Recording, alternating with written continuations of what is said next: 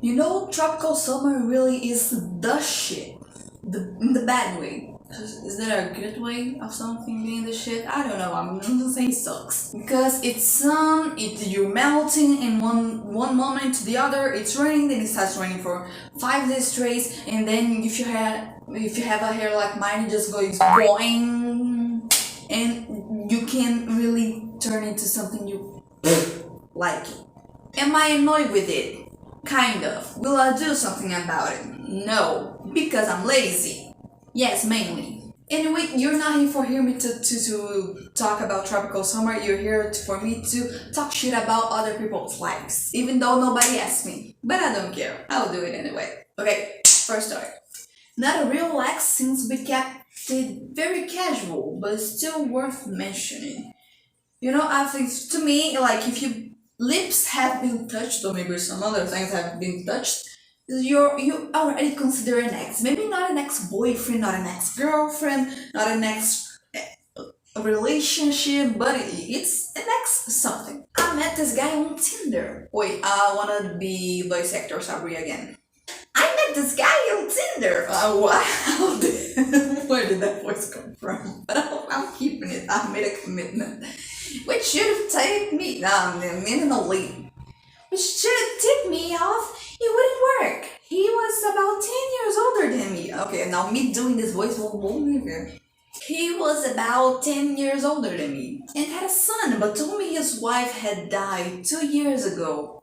He said he wasn't looking for anything serious since he had to focus on his kid, but he still wanted to spend time with me. I'm sure it's clear where this is headed. We all know where this is headed. If you don't know where this is headed, I'm kind of jealous of you. Things were going great until his wife called me and asked me why he had a bunch of pictures of me on his phone. I didn't have a good answer for that, so I hung up, blocked them both, and refused to involve myself in their issues. Now I think this is not a nice thing to do. You know, it's a guy that I'm seeing. His wife is dead, and that wife comes back from the dead to help me over the phone. First, I'll go to a priest and to exorcise my phone, and then when I'm sure that it's not some kind of haunting thing, I will say, "Hey, you know, your husband told me you were dead, so that's why he's cheating on you. He killed you to be with me. No, that's not bragging. That's me complaining. Let's go kill him together." Okay, maybe not that last part, or maybe yes, but just for legal reasons. No, not the last part. I felt for the woman, but I had no clue she was even alive, and I didn't want to be responsible for someone else's marriage. The girl must know what's going on, because if it was me, I would like to know what's going on. A few weeks later, I was home from work when someone knocked on my door. Oh wait, there's a door right here. Some dogs in my street started barking. I was surprised to find him there. Well, I'm not. Men have this courage, this guts, this something we call in Brazil cara de pau, which is just like no shame whatsoever of their actions. That he being there, it doesn't surprise me at all. He had stopped trying to call me just a few days after everything went down. I asked what did he want, and he said he was there to apologize. He seemed sincere, but he also seemed sincere when he told me his wife had died, so I clearly couldn't trust my own instincts when it comes to this man. I'm glad you know. And he said that he felt really bad about what he did.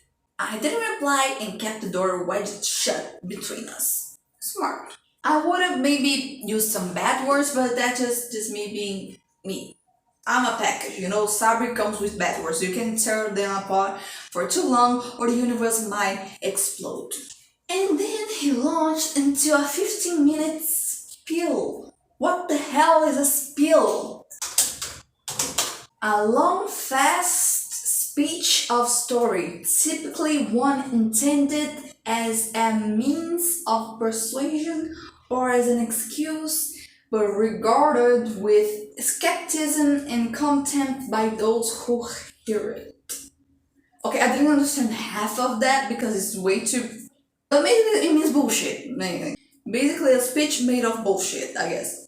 You learn something new every day, especially if you're me and you know about nothing. And then he launched into a 15-minute spiel about how he had found God and was born again, and his past self had made mistakes that he didn't condone, but it was okay if I couldn't forgive him because he'd already talked to God and he had forgiven him. A few months later, he texted me from a new number and told me his wife had left him and he wanted to sleep with me again.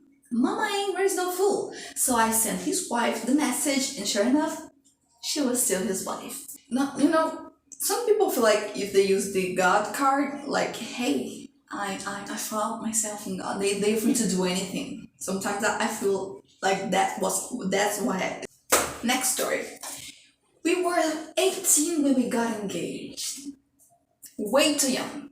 I'm not here to judge, but actually I am. You were way too young. He joined the army and I went to college. We had our share of minor disagreements. Okay, everybody does. But nothing major until he was in boot camp. He started giving me lists of what he would allow me to do, like explode the plane over my head.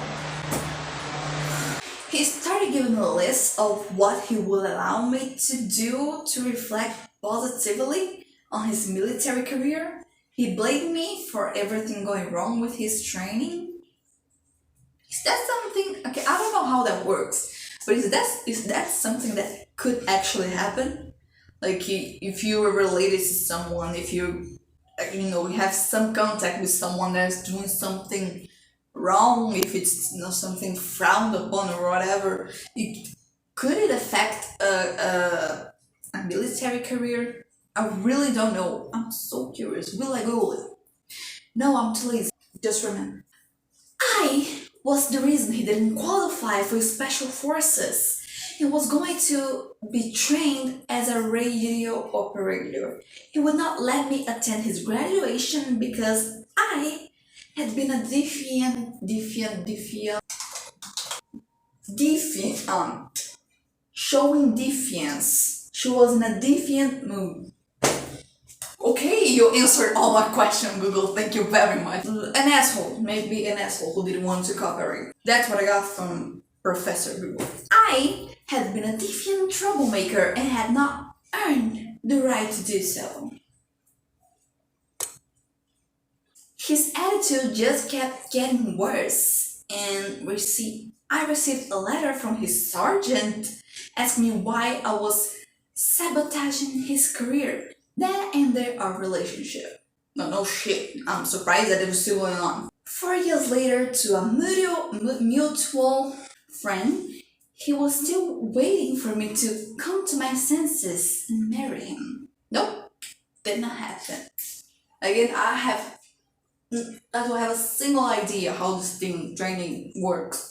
But I just hate when people blame others for their failure. But I think this is something troublesome even for them, because when you blame other people for your failures, for your mistakes, and your inability to do something, you have this other side that you can do no wrong. And if you think you can do no wrong, you'll never evolve because you always think you're right. There's no such thing as someone being right about everything. Nobody is right about everything. There's only one person in the world that's right about everything. I call her mom.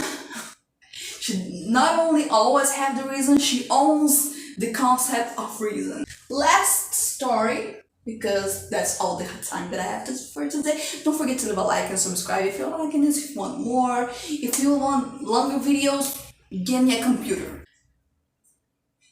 I don't know, maybe this is not that juicy, but I did have a crazy girlfriend once upon a time. The short version is that she had another guy and she was a FB, friends with benefits. Am I right? Or is it Facebook? I too was young and saw other girls. It seemed we mutually understood it. It was a non-exclusive relationship. Or so I thought. Can you hear this? Do you hear this? It's the sound of drama about to swoop in and ruin everything. One Friday night in particular, she said she would be visiting her friends, so I made a date with another gal. I was getting to know. I had been out with another lady, and she came back to my place for the night. We weren't mad, and when I heard C is like the, for to not call the crazy exbro from by their name. I don't like C. I'm gonna give her a name. Jubilee. When I heard Jubilee banging, I just love that.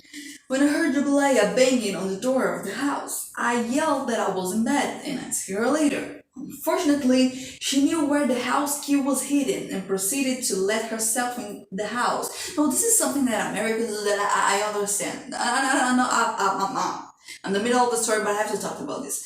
But why do you leave a key to your house outside your house? I might lose the key. I have two words for you. Maybe in hyphen. Keychain. The trick is put something in the keychain that you are fond of. Maybe, I don't know, like a symbol of your team, something somebody gave you, something that you like, so you'll be inclined not to lose your keychain and you keep it with you at all times. Maybe with somebody you trust, but never outside the house, because some of this shit could happen. She was then banging on my now locked bedroom door, doing the whole outrageous jealous girlfriend bit. It made no sense, but I was not letting her in. Why do I think it didn't work? She literally broke the door down, ripped it right off the hinges. Google said it's hinges, I'm sticking to hinges. Ripped it right off the hinges of the door frame and burst into the bedroom. My lady friend got her pants on. I forgot the girl was there. The situation must be... I have no idea what the situation must be. My lady friend got her pants on and went outside with Julia, flipped out, screaming and throwing shit all over. I mean, what the hell? Our relationship status was well known, and she was supposed to be in the other side of the island with her fuckboy. Long story short, I refused to ever see her again. I would judge you even more if you did. As for my other lady friend, she ended up becoming my wife. Hey, happy ending, I guess. Don't know how that turned out. Okay, I hope the jubilee is in prison. I hope you are still happy with your wife, and I hope you don't leave your keys outside the house. Wait, if you want more content, you can subscribe Behind the Wings, and you can leave a like if you like this type of content. If you don't like it, tell me what else you want to see. Maybe I'll do it, maybe I won't. It's up to me. I'm the queen. Anyway, see you next time. Bye. Don't leave your keys outside your house. Have a keychain. Have a cyber keychain. Bye.